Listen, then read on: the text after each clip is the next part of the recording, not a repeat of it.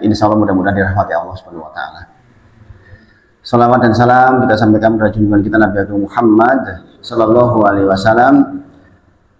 Semoga kita termasuk yang dimudahkan oleh Allah untuk bisa mempelajari semua risalahnya, kemudian hidup di atas sunnah-sunnahnya, dan pada akhirnya kita nanti ketika meninggal dunia juga di atas sunnah Nabi Muhammad sallallahu alaihi wasallam.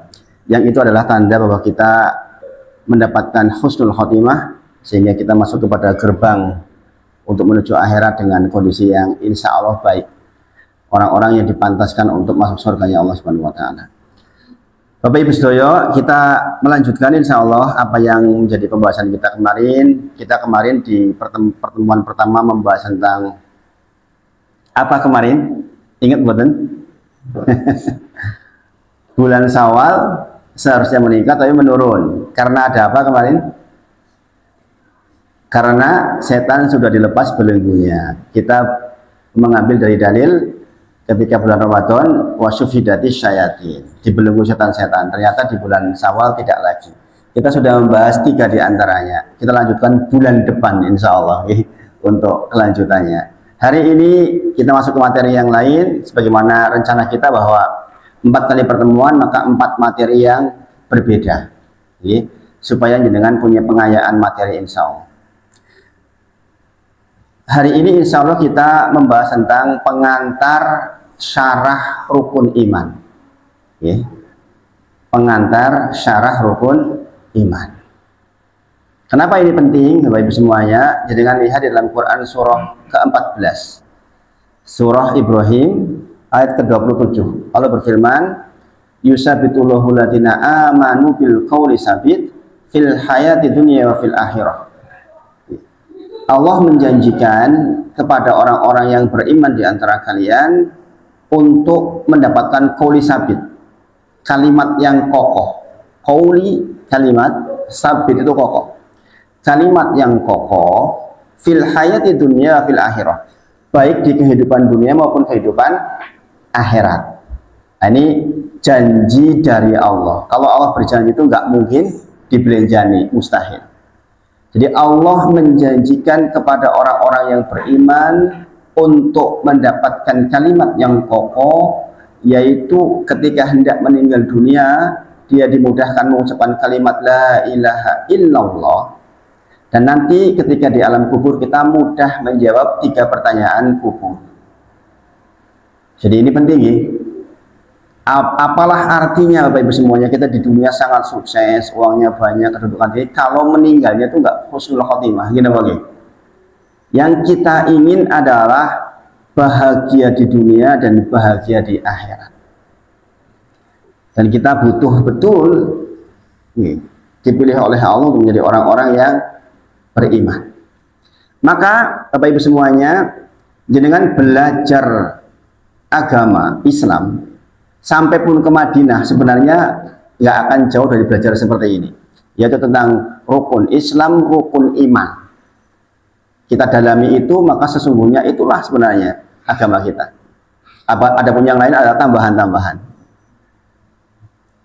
Nah Bapak Ibu semuanya, dari sini kita tahu bahwa betapa kita itu harus meluangkan waktu di antara kesibukan panjenengan yang banyak insya Allah. Sebagian sudah pensiun insya Allah, longgar sebagian. Untuk mempelajari tentang iman kita, rukun iman kita. Quran surah Al-Hadid ayat 21 pertama, dengan lihat. Kata Allah, sabiku. Sabiku itu artinya apa? Berlomba-lombalah, kata Allah. Ila maufiratim mir rabbikum wa jannah. Berlomba-lombalah, kata Allah, untuk mendapatkan maghfirah.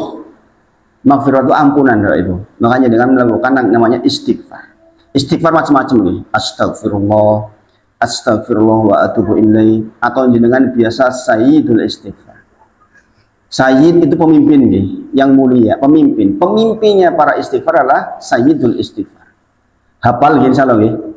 Allahumma anta rabbi la ilaha illa ant khalaqtani wa ana abduk wa ana ala ahdika wa tika mastata'tu a'udzubika min syarri ma syana'tu abu'u laka bi ni'matika alayya wa abu'u bi dzambi faghfirli fa innahu la yaghfiru dzunuba illa anta. Apal mboten?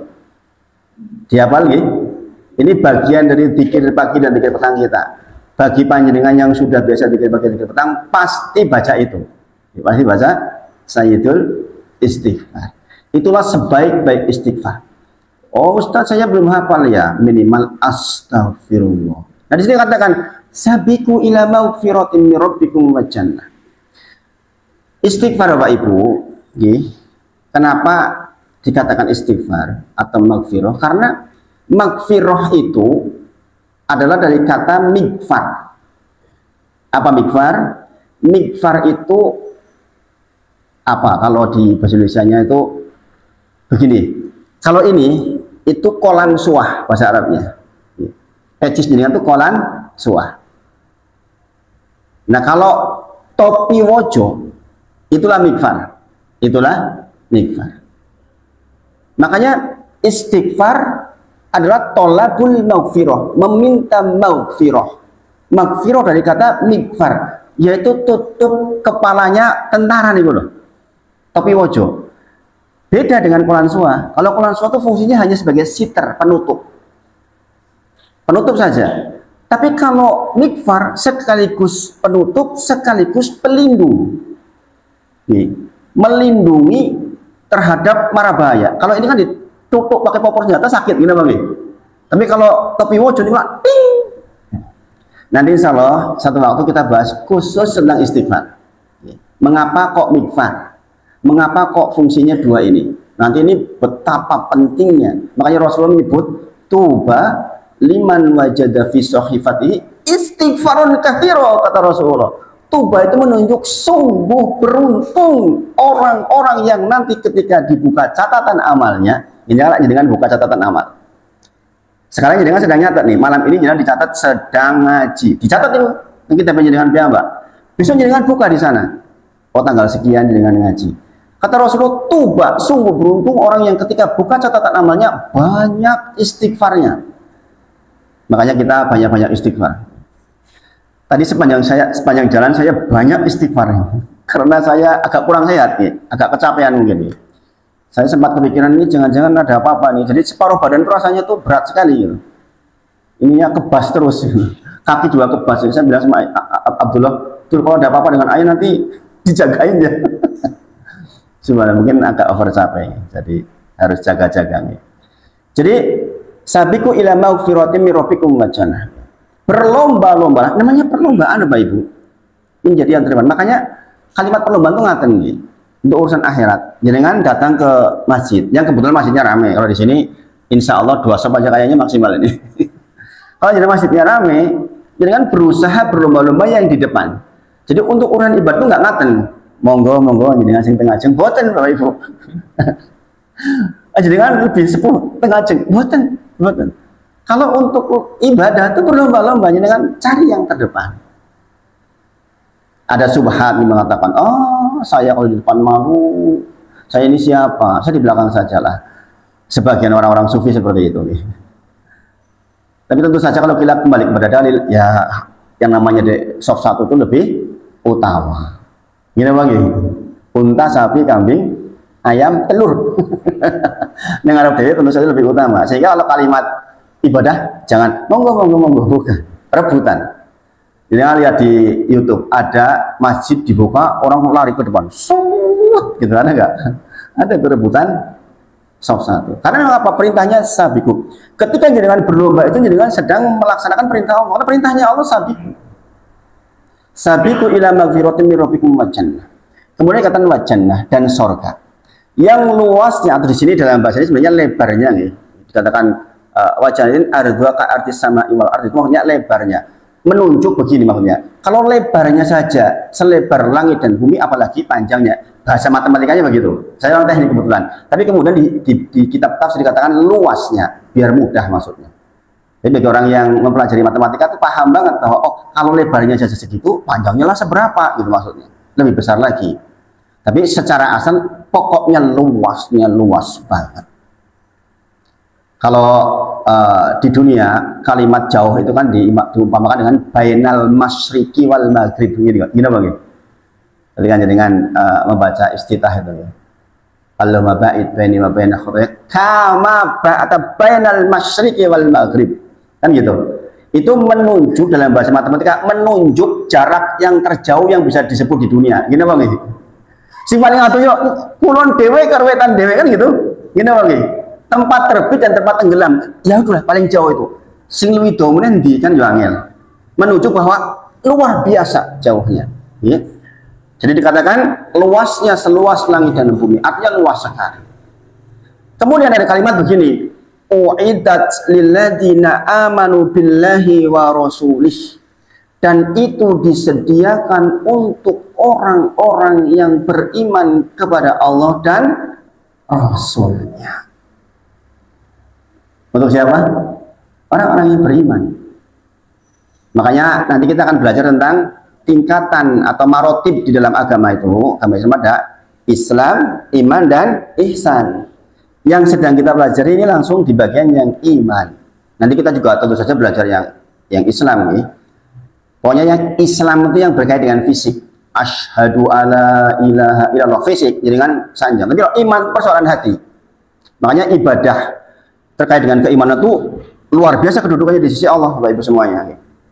Innallaha la yanzuru ila suwarikum wa amwalikum. Allah tuh nggak melihat terhadap gantengnya jenengan, jumlah harta jenengan. Walakin yanzuru ila qulubikum. Tapi Allah melihat terhadap kondisi hati kita, wa amwalikum, dan amal kita, Bapak Ibu semuanya. Makanya bicara derajat agama, keimanan itu luar biasa. Jadi surga yang akan menjadi tujuan akhir kita itu ditujukan untuk orang-orang yang beriman di antara kita. Maka sekali lagi mempelajari rukun iman itu menjadi sangat penting. Kehilangan satu rukun itu batal, Bapak Ibu semuanya. Jadi kalau rukun disebut, berarti kalau kehilangan satu rukun batal. Jenengan rukun iman dikatakan nampak kata siapa setelah mati akan hidup lagi, berarti jenengan nggak percaya ada hari akhir. Batal buat imannya? Batal. Batal. Makanya mempelajari keseluruhan rukun itu paket lengkap yang memang kita harus tahu. Nah, ini yang dikatakan sebagai ilmu yang fardu ain. Ilmu yang tiap-tiap kita harus tahu. Nggak bisa kita mengatakan saya wakil dengan mamon Pak sing ngaji kok, belum betul usah. Dan jangan paham berarti kalau betul surga ali dengan. Nggak bisa. Jadi ilmu yang fardu ain. Imam Ahmad ditanya, ilmu yang fardu ain yang bagaimana ya Imam? Maka Imam Ahmad menjawab, yang dengannya agamamu berjalan. Ilmu yang dengannya itu agamamu berjalan, maka wajib kita mempelajarinya personal, satu persatu. Contoh, jenengan soal wudu. Kowe sing wudu yo kok ibu sing salat, saged mboten? Saged mboten? Jenengan kita saged wudu mboten? Wajib, jenengan wajib ain, jenengan harus bisa wudu, nggak bisa wakil. Gini bagi. Demikian juga belajar rukun iman itu nggak bisa jenengan lakukan, jenengan harus tahu. Yang terkait dengan rukun memang fardu ain buat kita. Kita harus tahu, Pak Ibu semuanya. Kita diberi waktu 24 jam, harus ada waktu yang digunakan untuk mempelajari itu. Nggak bisa nggak. Jadi kalau kita nggak belajar nanti disalahkan oleh Allah. Kenapa dulu nggak belajar di dunia? Beruntung alhamdulillah di sini Pak Firman menggagas seperti ini sehingga sampai kepadanya dengan insya Allah. Ingat, walaqad ba'asna fi kulli ummatin rasulan an i'budullaha wajtanibut taghut. Quran surah An-Nahl ayat 36. Bahwa kepada masing-masing kaum itu pasti akan diutus seorang rasul untuk mengingatkan kepada kita agar kita menyembah kepada Allah dan menjauhi sesembahan selain Allah. Jadi kalau di lingkungan seperti ini juga pasti ada orang-orang baik yang Allah tanam jiwanya untuk mengajak kepada kebaikan, pasti. Dan rumusnya mengajak kebaikan dari dulu selalu ada yang nggak suka. Makanya Nabi itu, Bapak Ibu, Nabi dan Rasul itu adalah orang-orang yang pada akhirnya mampu menaklukkan daerahnya walaupun terusir dulu. Rasulullah itu terusir dulu nggak? Iya, dari Mekah terusir ke Madinah. Baru kemudian setelah sekian waktu bulan Fatu Mekah kemudian menguasai Mekah, tapi sempat terusir dulu. Memang begitu. Maka di antara ciri Rasul adalah dia pertama itu dimusuhi oleh kaumnya sendiri. Jadi kalau Pak Firman di sini berjuang dakwah Pak Firman, terus ana sing ora seneng yo kudune ngono kuwi. Tapi pada akhirnya insya Allah kalau ikhlas, nanti Allah akan buka pintu hidayah untuk seluruhnya. Makanya saya sederhana Bapak Ibu.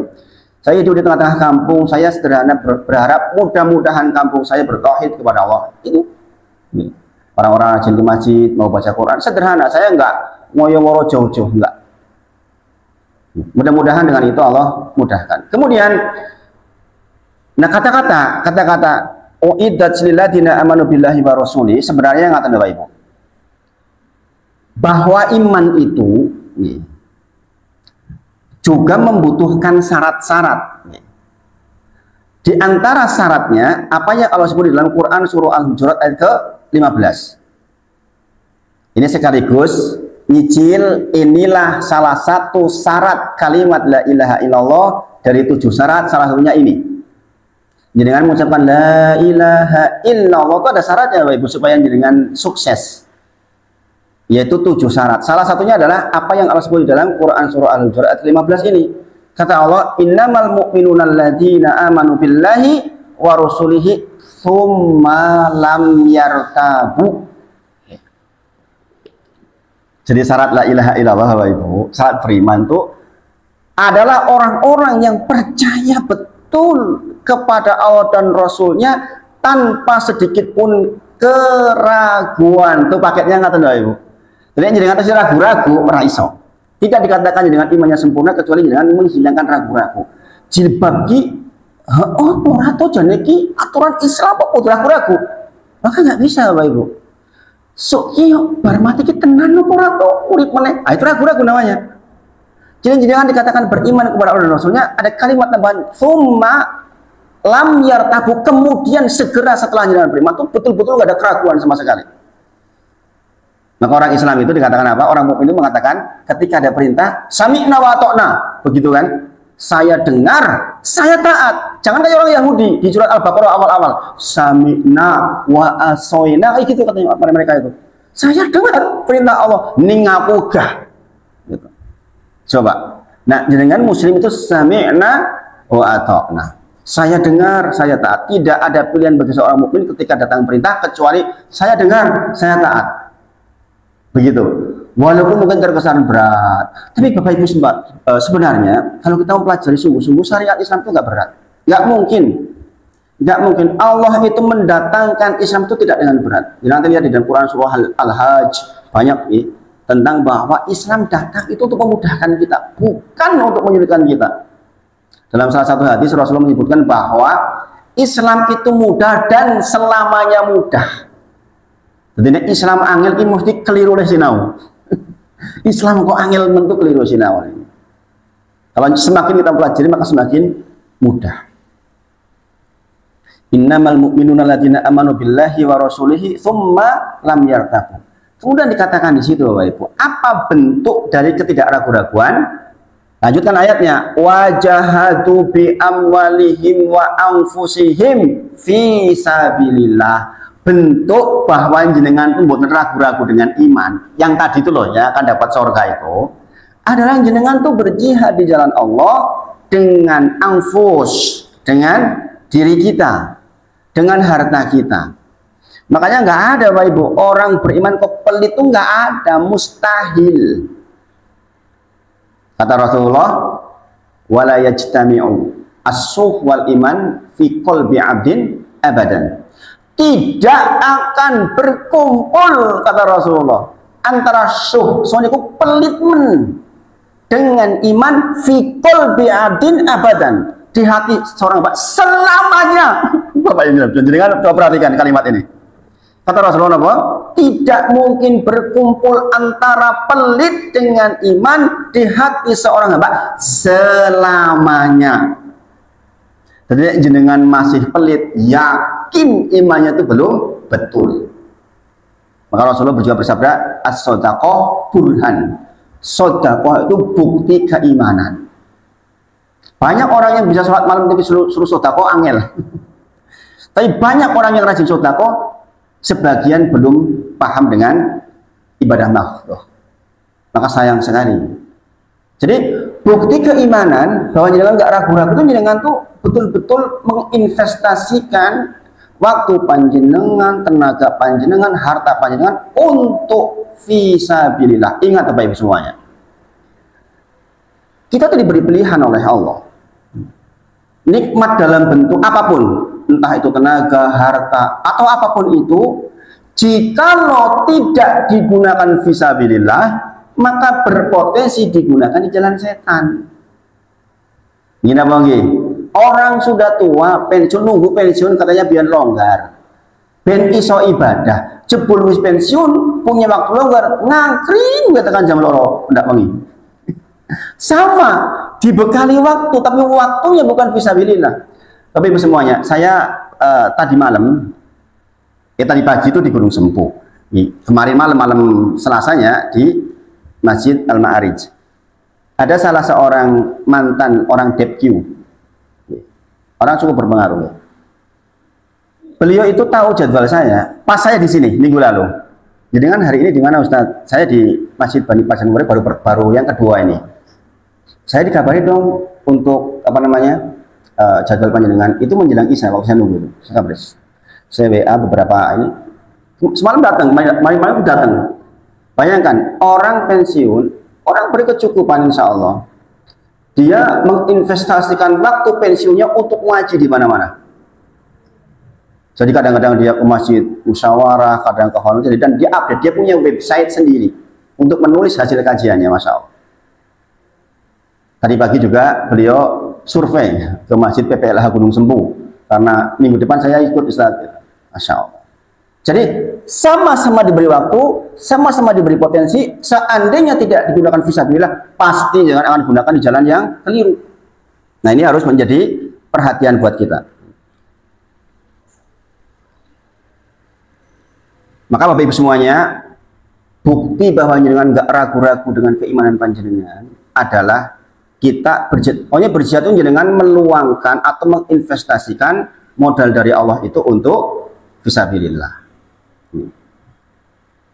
Ulaika humus shadiqun, itulah orang-orang yang benar, orang-orang yang jujur. Maka sekali lagi, jika kita melihat ini jelas nih bahwa orang yang mendapatkan surga adalah orang yang beriman. Kalau nggak beriman, ya jangan berharap surga, walaupun baiknya seperti apa. Jadi jangan sebut bahwa orang non Islam nggak mungkin masuk surga, nggih. Gini apa nggih? Gini apa nggih? Kalau jangan ragu-ragu, ketoknya kayu api di surga, ini mana jangan batal. Nggih. Batal Bapak Ibu. Dia akan masuk surga ketika dia sudah mengucapkan kalimat tauhid, kalimat la ilaha illallah. Kemudian Quran surah Al-Baqarah ayat 25. Di antara dalilnya Quran surah Al-Baqarah ayat 25. Wa basyiril ladzina amanu wa amilus solihati anna lahum jannatin tajri min tahtihal anhar kullama ruziqu minha min thamaratir rizqan qalu hadzal ladzi ruziqna min qablu wa utu bihi mutasyabiha, dan seterusnya sampai selesai. Nggih. Kata Allah, sampaikanlah kabar gembira kepada orang-orang yang beriman dan beramal soleh. Ini menggabungkan antara iman dan amal soleh. Tapi ada syarat iman, nggak berdiri sendiri beramal soleh. Sampaikan tuh kabar gembira kepada orang-orang yang beriman dan beramal soleh, bahwa untuk mereka disediakan surga-surga yang di bawahnya mengalir sungai-sungai. Kalimat mengalir sungai-sungai itu pembahasan tersendiri. Di Arab Saudi kan jarang melihat sungai dulu, tapi sekarang udah banyak ya. Sekarang itu udah akhir zaman. Saya tuh mengikuti kontennya namanya Alman Mulyana kalau nggak salah. Itu yang menyoting terus keadaan di Arab Saudi. Taif sekarang sudah hijau, kata Rasulullah, kalau engkau umurnya panjang sahabat, engkau akan melihat tempat ini hijau. Sekarang sudah hijau. Di sana buah-buahan sudah banyak. Sungai-sungai sudah banyak sekarang itu, Masya Allah. Tempat-tempat yang dulu tandus sekarang sudah hijau, royo-royo. Ngumpul Indonesia malah sebagian nih, Masya Allah. Setiap kali diberi rezeki nanti kita di sana, Maka dia mengatakan, kita mengatakan inilah rizki yang diberikan kepada kami sebelumnya. Jadi ada istilah ngatan Bapak Ibu. Kita di sini makan pisang, di surga makan pisang, tapi itu sekedar nama. Hakikatnya berbeda. Apapun yang kita bayangkan tentang surga pasti keliru. Kalaupun kita dikatakan pisang, ya pisang, tapi bukan pisang seperti yang kita bayangkan. Karena surga itu nggak bisa digambarkan, belum bisa digambarkan. Manusia itu akan menggambarkan terhadap sesuatu yang pernah dia lihat, pernah dia ketahui. Ini apa gitu? Nek menurut jangan gajah koyopo, ya kayak gitu. Kalian jangan pernah lihat gajah. Jadi kalau orang belum pernah sama sekali lihat gajah, ya bingung gajah ini gede. Pikirannya ya koyo bangunan gede, karena belum pernah lihat. Kemudian mereka kekal di dalamnya. Nah ini menjadi perhitungan matematik, Bapak Ibu. Kata-kata hum fiha khalidun, itulah yang membuat kita tuh harusnya cerdas. Kenapa? Bayangkan, kita di dunia itu terbatas waktunya. Kalaupun dengan seneng yuk terbatas. 1 tahun ke tahun lagi pol. Ini apa nggih? Zaman sekarang kita 1 tahun ini jarang nggih. Susah yo ono pole maksudnya. Ini apa nggih? Beda dengan kehidupan di sana. Di sana itu hum fiha khalidun, selama-lamanya. Jangan kebayang nggak? Saya sering bangun malam tiba-tiba, ya Allah, iya ya. Nanti saya itu akan mati. Kemudian dibangkitkan, kemudian ditimbang, dihisab, kemudian akan berujung di surga atau neraka. Kalau di surga berarti seneng sak lawase. Nek nang neraka susah selawase. Ngene apa nggih? Maka kalau sekarang kita harus capek Bapak Ibu demi untuk menebus yang panjang itu, lah ya iya seharusnya cara bodoh itu nggak seliku loh. Andai kita berhitung sekarang oke lah, sekarang saya capek, tapi capek saya akan dibayar penuh di sana, sehingga kita mau males itu mikir eman males, sebab bayarannya selama-lamanya. Subhanallah. Saya udah sampaikan kenyangan belum ya? Ketika malam Jumat kemarin itu sudah ya kayaknya. Adiknya bapak saya meninggal. Sudah saya sampaikan ya? Belum? Apa udah? Waktu malam Jumat setelah dari sini apa nggih? Jadi adik bapak saya itu habis rewang di besannya, mungkin sampai 3 hari. Habis itu pulang lagi main sama cucunya, tiba-tiba nyesek, tengkurap, meninggal. Subhanallah. Ini beliau waktu sama kemarin masih sehat banget ya. Walaupun beliau udah di ring 5 tahun yang lalu, jantungnya udah di ring. Begitu cepat perpindahan antara dunia dan alam kubur, subhanallah. Cepat banget ya. Dan banyak kejadian seperti itu. Apalagi kalau jenengan yang sudah di ring itu kan memang sudah ya antara hidup dan mati itu tipis. Sebagian jamaah saya yang pensiunan banyak diantaranya yang sudah mengkonsumsi obat untuk jantungnya. Ini orang mengkonsumsi ya repot. Jadi setiap hari harus mengkonsumsi obat itu. Kalau enggak ya bisa dead. Dan itu enggak sedikit itu yang seperti itu. Banyak di jamaah saya yang seperti itu udah banyak. Kemudian ayat berikutnya Quran surah Al-Buruj ayat ke-11. Ini alasan-alasan mengapa kita harus mempelajari rukun iman. Allah berfirman, innal ladzina amanu wa amilus sholihat lahum jannatun tajri min tahtihal anhar dzalika fawzul kabir. Kata Allah, sesungguhnya orang-orang yang beriman dan mengerjakan kebajikan, mereka akan mendapatkan surga yang mengalir di bawahnya sungai-sungai. Itulah kemenangan yang besar. Jadi Bapak Ibu semuanya, jangan dikatakan menang ketika sudah divonis masuk surga. Ini pula yang Allah sebut di dalam Quran surah Ali Imran 185. Kullu nafsin dha'iqatul maut. Nanti di tengah-tengah dikatakan faman suhsiha 'anil nar wa udkhilal jannah faqad faz. Kata Allah, barang siapa yang dijauhkan dari neraka jahanam, yang berarti konsekuensinya dimasukkan ke surga, wa udkhilal jannah, kata Allah faqad faz. Itu loh kemenangan yang sesungguhnya. Makanya buat seorang muslim nggak ada dunia itu untuk leha-leha, nggak ada Pak Ibu. Jenengan dikasih kekayaan sekaligus nempel peraturan menjadi orang kaya, ya enggak? Gitu. Jenengan ditakdir miskin, nempel peraturan jadi orang miskin. Korun diperingatkan atau diberitahu, ditarbiyah oleh Allah, wabtaghi darul akhirah. Dengan apa yang aku titipkan kepadamu Korun, carilah akhirat dan jangan lupakan bagian dari duniamu. Tapi tujuannya adalah akhirat. Apa kata-kata Korun?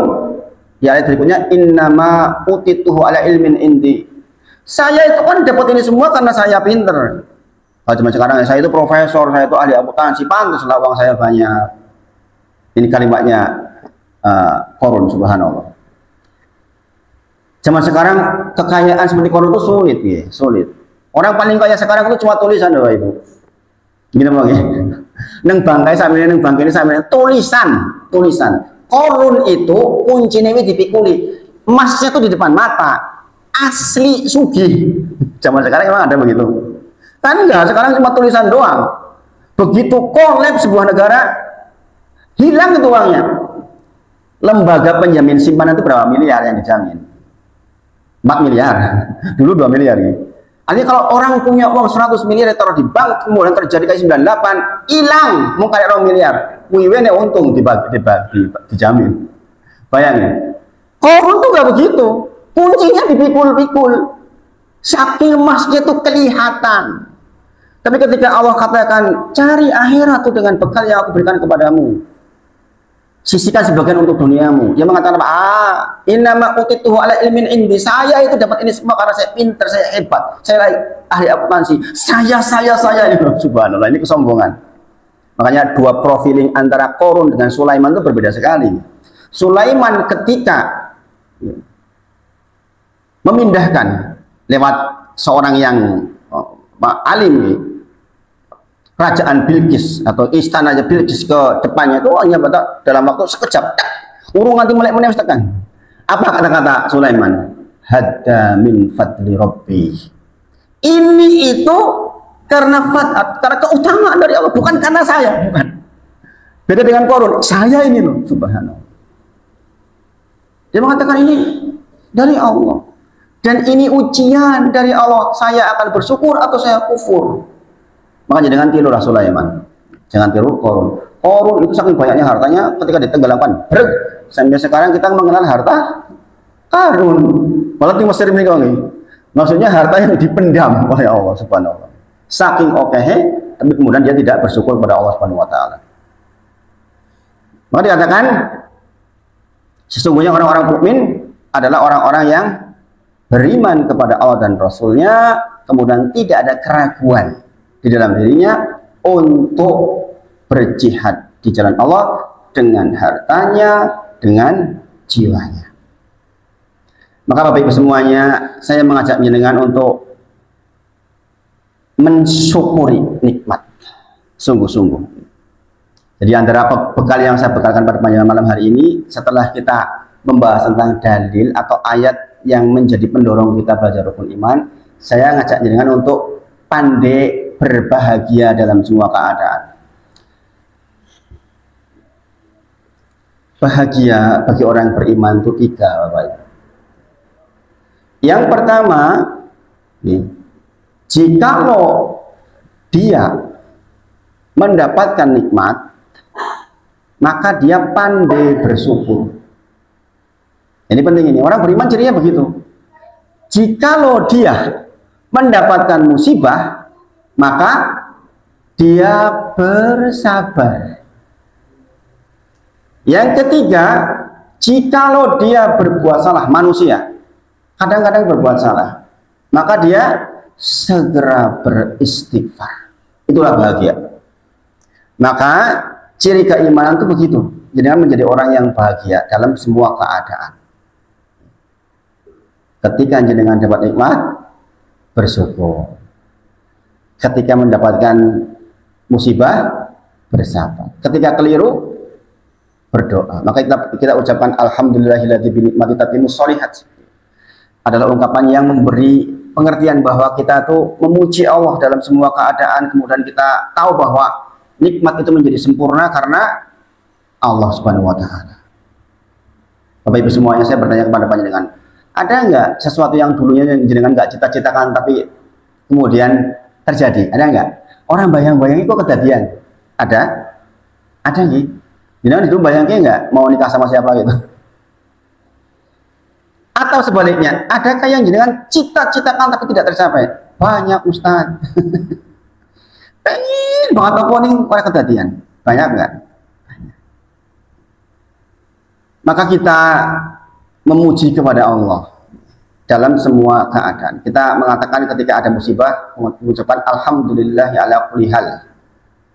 Gini bagi segala puji bagi Allah dalam semua keadaan. Allah majurni fi musibati fakhruf li khairun minha. Ya Allah, jadikan musibah itu pahala buat saya. Saya tadi ketika merasa badan tidak enak, pikirannya udah kemana-mana kan. Takut stroke dan lain sebagainya itu. Karena sebabnya kok nggak enak banget. Tapi kemudian ingat kalimatnya Nabi Ayub alaihissalam di dalam Quran surah Al-Anbiya ayat ke-83. Wa ayyuba idnada rabbahu. Apa doanya ibu-ibu, bapak-bapak? Ini supaya pandai bersyukur. Apa doanya Nabi Ayub? Dan ingatlah ketika Ayub berdoa kepada Rabbnya, ani masaniyadur wa anta arhamur rahimin. Ini doa yang barusan saya panjatkan sepanjang jalan. Ani masaniyadur wa anta arhamur rahimin. Ya Allah, saya itu tersentuh oleh sakit, oleh kesusahan. Wa anta arhamur rahimin. Saya tahu Engkau tuh zat yang paling penyayang di antara yang penyayang. Ibu kita sayang sama kita, tapi nggak mungkin sayangnya melebihi sayangnya Allah. Pasangan kita itu bantuin kita, sayang dengan kita, tapi nggak mungkin sayangnya kayak Allah, nggak mungkin. Saudara kita kandung mungkin sayang sama kita, tapi nggak mungkin sayangnya seperti Allah. Maka jangan lihat doa ini itu istrinya yang minta. Ayub cerita dari mbok kowe iki yo ndong ngoto. Kalau Gusti Allah yang kini Nabi, kan doa kan ya di doa Gusti Allah. Kata Ayub alaihissalam, kita itu hidup bahagia berapa lama? 70 tahun wahai suamiku. Kita susah berapa lama? 18 tahun. 15 tahun isin amjaluk mari kali Gusti Allah. Bayangin ibu-ibu. Kenapa? Karena Ayub itu konsentrasinya syukur terhadap nikmatnya 70 tahun. Sehingga 18 tahun kesedihan dia mengatakan masih bati, lebih oke, nikmat. Sehingga dia minta lagi malu. Dia mengatakan ke istrinya baru berapa tahun kita susah, 18 tahun. Bayangin ibu-ibu semuanya. Ayub alaihissalam itu kurang apa ujiannya? Beliau tuh kaya raya nih, pengusaha kapal nih. Kaya raya. Kemudian Allah nolkan hartanya, bayangin. Bukan nol dari kaya raya, kemudian Allah nggak berikan kepada Ayub itu kondisi di mana dia tuh nggak punya harta sama sekali, sampai dia tuh hidup nebeng sama istrinya. Istri itu kerja di tempat roti, hidup dari nebeng istrinya. Gimana coba mas? Laki-laki hidup nebeng istrinya gimana coba? Rasanya kayak mana? Udah gitu, lagi susah seperti itu, istrinya menyediakan makanan untuk anaknya. Sebagian riwayat mengatakan 12 anaknya. Kembregan meninggal semua, sebagian mengatakan riwayat kembregan rumahnya ambruk, 12-nya mati semua di waktu yang bersamaan. Gimana coba? Kurang apa coba ujiannya Ayub? Udah gitu ditambah penyakit yang penyakitnya punya sifat orang lain jadi benci tuh sama dia. Orangnya nengi banget lah nih. Subhanallah. Betapa ujian Ayub alaihissalam itu luar biasa. Tapi dia orang beriman, dia yakin. Kenapa kemudian Ayub alaihissalam mau berdoa ketika 18 tahun itu, ketika istrinya merayu itu, padahal belum 70 tahun? Karena terjadi kasak kusuk di lingkungan bahwa Ayub itu mendapatkan seperti itu karena berbuat dosa. Nah, ini udah menyinggung masalah kenabian.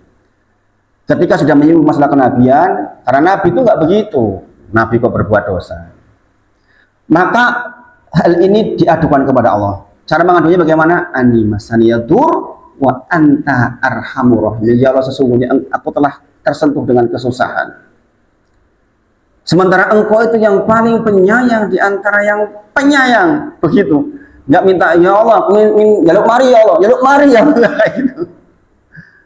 Ini mengatakan Allah itu arhamur rahimin. Jadi kita harus yakin, orang beriman terus ditanam, nggak ada keraguan bahwa Allah itu arhamur rahimin. pasti sayang sama kita.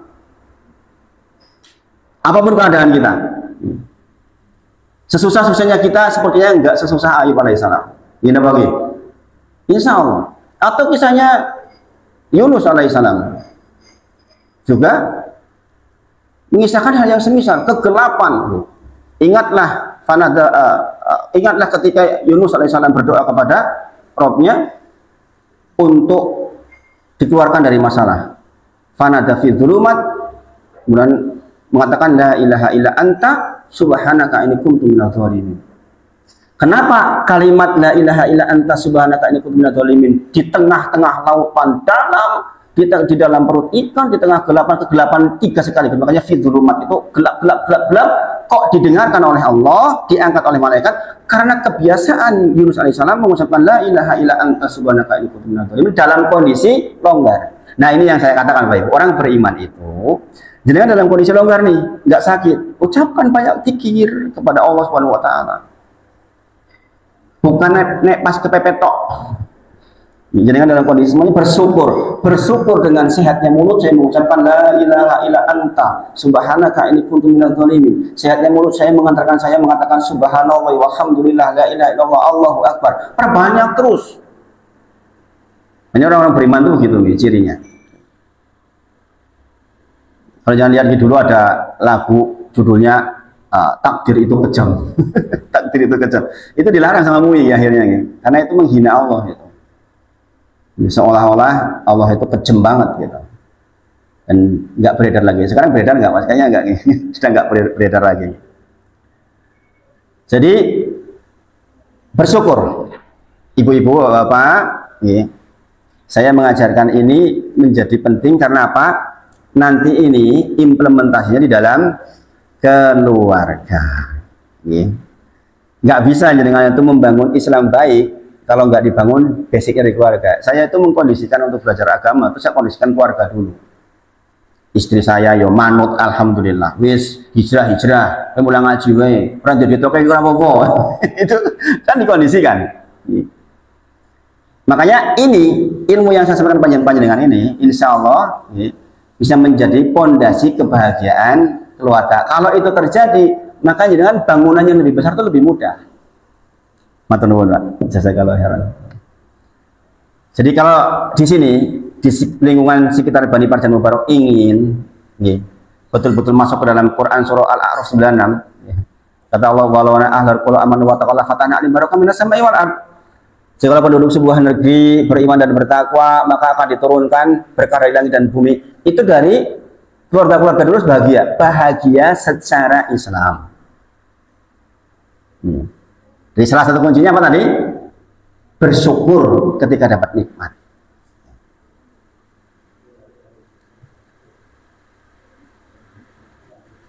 Izin minum ya. Monggo sambil diunjuk Bapak Ibu sedaya.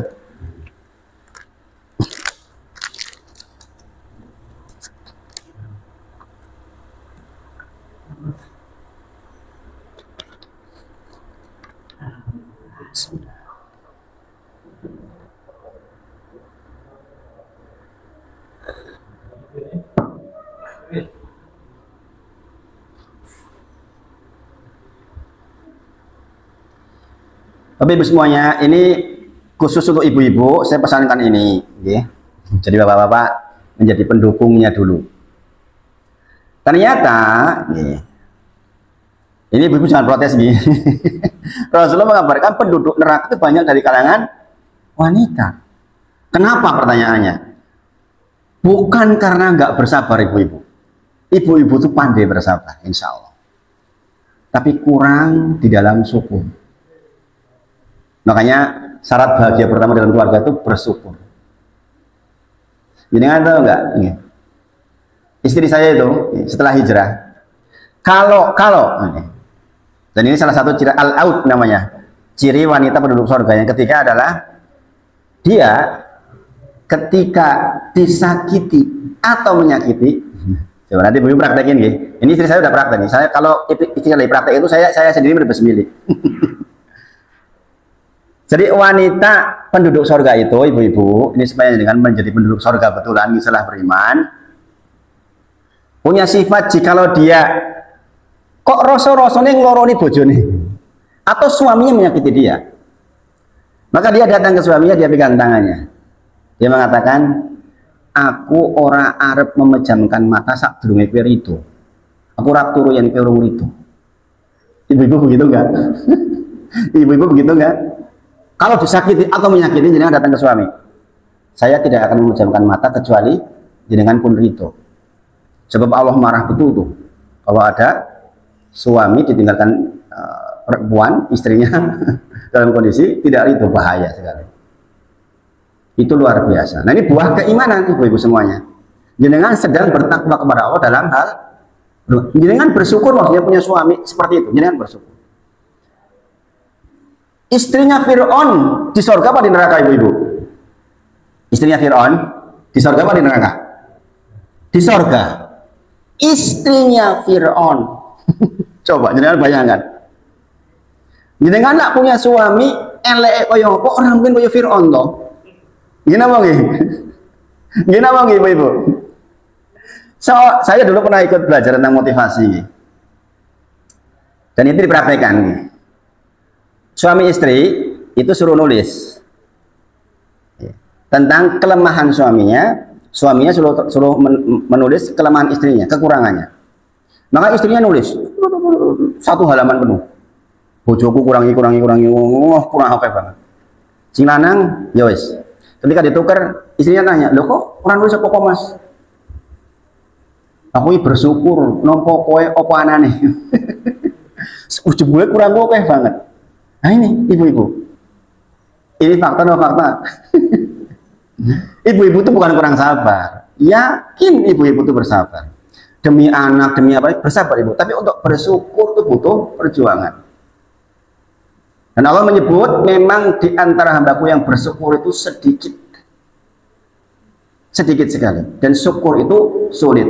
Makanya membangun bangunan Islam yang betul, dengan membangun iman itu harus membahagiakan keluarga dulu dengan cara apa? Ini bagian ini jangan bangun, kalau enggak sulit.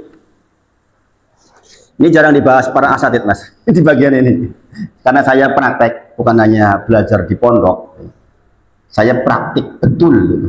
Karena saya dari orang umum sebelumnya, sehingga tahu persis bagaimana proses hijrah, bagaimana mengkondisikan keluarga untuk beriman kepada Allah. Itu tidak serta-merta hanya baik kitab, enggak Mas, ternyata Mas.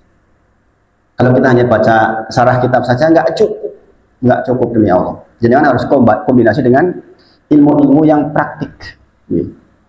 Matur nuwun Pak, matur nuwun, banyak sekali rezekinya, Masya Allah. Semoga barokah untuk semuanya. Istrinya Nabi Lot di surga apa di neraka? Istrinya Nabi Lot, istrinya Nabi Nuh, surga apa neraka? Neraka. Wis kurang apa? Bojone Nabi. Dasar wae ora bersyukur ya tetap nang neraka. Sementara istrinya Fir'aun walaupun suaminya pecicilan pol, tapi karena dia bersyukur dia penduduk surga. Datang orang ke saya, Ustaz, ini dua-duanya dokter nih. Suami istri dokter, suami istri orang BRIN, baru selesai, ini baru pensiun dua-duanya. Kemudian hijrah ke Jogja, ngaji bareng saya, alhamdulillah. Istrinya datang ke saya, Ustaz, saya mau konsultasi Ustaz. Jangan pulang dulu. Ada apa, Bu? Suami saya tuh digoda oleh sepupu saya dan tertarik. Subhanallah. Sepupu saya kurang ajar. Ning delalai bojoku kok yo tertarik. Subhanallah. Sampai karena sudah kemasukan setan. Subhanallah. Dia itu sampai ngelempar pisau ke istrinya. Terus macam-macam loh, dilempar pisau. Yo nggak kena badannya kan.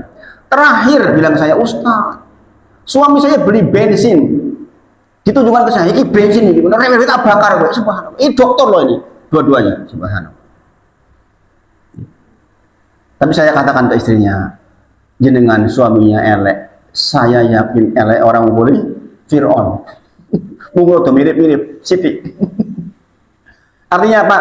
Kalau ikhlas betul tetap bisa dirubah yang seperti itu, ibu semuanya. Makanya yang dituntut dari ibu-ibu itu bagian satu ini. Nah, saya membangun keluarga atau jenengan membangun keluarga, bagian ini nih yang harus ditanam di pasangan panjenengan, khususnya laki-laki menanam keimanan ke istri bagian-bagian seperti ini dulu, supaya Pak proses pembelajaran keimanan dan kepercayaan kepada Allah itu jadi tinggi, sehingga kata-kata summalam yartabu dalam Quran surah Al-Hujurat 15 tadi itu tercapai.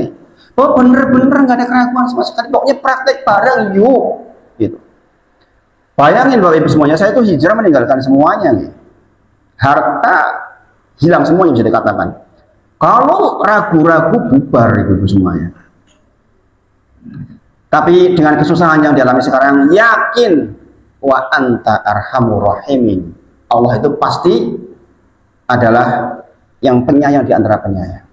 Ingat Bapak Ibu semuanya, penampang atau wadah dari kebahagiaan itu ada di hati. Jadi nggak bisa penampang atau wadahnya kebahagiaan itu di harta, di mobil, di rumah, tuh enggak Ibu semuanya. Di hati. Maka keimanan itu letaknya di hati.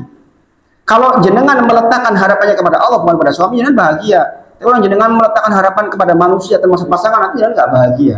Nanti jenengan keimanannya akan ragu-ragu. Paham Bapak Ibu? Sedikit-sedikit ya, sedikit-sedikit. Ini memang butuh pendalaman. Kebayang nggak kalau wadah dari kebahagiaan itu di kekayaan, masa kayak sing tukang sampah. Gini apa nggih? Pokoknya mau dia tukang sampah, mau dia tukang bersih-bersih jalan, mau dia apapun, dia dikasih hati oleh Allah yang bisa menjadi penampang kebahagiaan. Betapa banyak orang yang saya temui di jalan, orang biasa saja seneng guyu-guyu ketimbang wong sing sugih banget susah pol-polan. Rumah saya itu sering didatangi orang-orang yang jabatannya tinggi. Dia nangis-nangis bisa 2 jam di situ. Kenapa? Macam-macam. Subhanallah. Ada yang datang, subhanallah Ustaz. Mana mungkin saya kuat, saya laki-laki Ustaz. Saya diperlihatkan istri saya bersama orang lain. Subhanallah.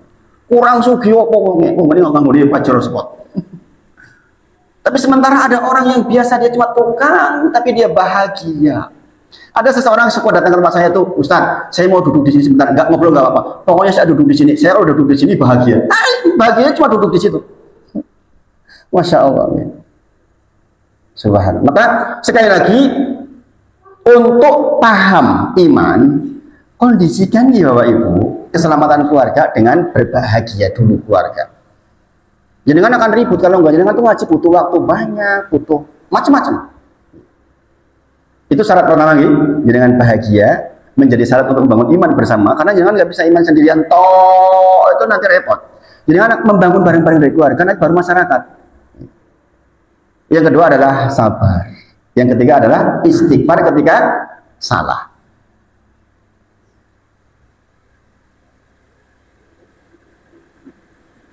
Saya lagi malam ini mungkin saya bahas sampai bagian syukur dulu. Quran surah Al-A'raf ayat 16, Allah mengabarkan kepada kita tentang sikap iblis. Jadi posisinya iblis terkait dengan kesyukuran. Qala fabima agwaitani, disebabkan karena engkau telah menyesatkanku, maka aku pastikan akan menghalangi Bani Adam untuk berada di jalan yang lurus. Dan dia menjanjikan di dalam Al-A'raf 17 dikatakan, yakin saya akan datang kepada dia dari depan, dari belakang, dari kanan, dari kiri, untuk menghalangi mereka untuk berbuat baik, dan engkau akan mendapati kebanyakan mereka orang-orang yang tidak bersyukur. Ini janji setan, ini janji iblis. Dan jangan tahu, iblis itu berhasil menggoda Adam alaihissalam. Gini lagi, dia mengatakan, Gusti Allah niku melarang kamu dari khuldi katanya. Padahal Allah nggak menyebutkan apa pohon keabadian, enggak. Allah tuh larang kalian supaya kalian itu nggak jadi malaikat, supaya kalian itu nanti bisa dikeluarkan dari surga. Makan. Subhanallah. Dan akhirnya tergoda, tentu saja hikmahnya besar. Kemudian iblis itu berhasil menggoda umatnya Nuh, umatnya Nabi Soleh, kaum Ad, sampai Nabi Muhammad SAW. Semua mereka meninggal. Nabi Nuh meninggal, Nabi Adam meninggal. Iblis isi urip tangan saniki. Coba, berarti pengalaman ini hebat betul. Cara kerja, kowe ndek pengalaman apa? Pengalamanku lengkap pol. Gini lagi. Maka dia mengatakan, qala bima agwaitani. Qala Rabbi, ya Rabbku, disebabkan karena engkau telah menjadikan aku tersesat dan masuk neraka jahanam, maka aku akan halang-halangi mereka dari sekian banyak cara. Cara menggoda Adam bagaimana, cara menggoda Nuh bagaimana, cara menggoda umatnya Nuh bagaimana, cara menggoda terus gitu. Kan banyak banget tuh referensi cara menggodanya. Ada satu yang jadi konsentrasinya iblis, yaitu apa? Syukur. Supaya nggak bersyukur. Engkau pasti akan temukan mereka, kebanyakan dari mereka tidak bersyukur kepadamu. Subhanallah. Makanya syukur itu berat, Bapak Ibu. Makanya penduduk neraka ibu-ibu karena bukan nggak bersabar, nggak bersyukur, kurang bersyukur. Makanya tadi saya katakan, bojone Fir'aun iku teng surga. Ini jadi anak protes. Ah, Jan, iyo sih pengen bersyukur aja bojoku lah, nyebarin pol-polan udah miskin, pecicilan, ngisingan, ya nggak akan seburuk Fir'aun insyaallah nggih. Fir'aun ini bojone dimblek kali watu. Subhanallah. Lah bojone jenengan anak bener niku. Ya mirip-mirip sithik lah, sithik. Nggih. Allah berfirman di dalam Quran surah Saba ayat 13 menunjukkan stempel jelas bahwa sedikit sekali di antara hambaku yang bersyukur. Faqalilu min ibadiyas syakur.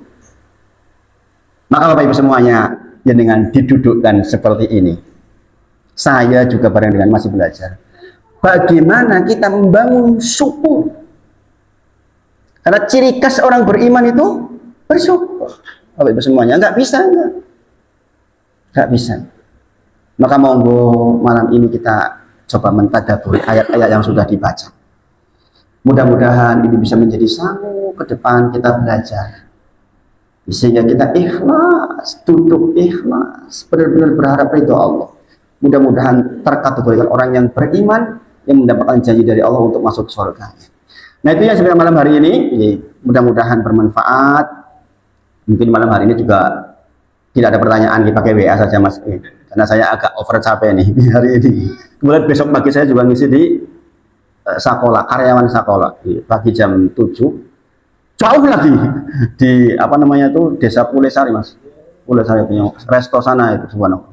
Saya pikir mau deket-deket ternyata 1 jam saya lihat di Google. Mudah-mudahan bermanfaat, semoga Allah berkahi. Wa akhiru da'wana alhamdulillahirabbil alamin. Assalamualaikum warahmatullahi wabarakatuh.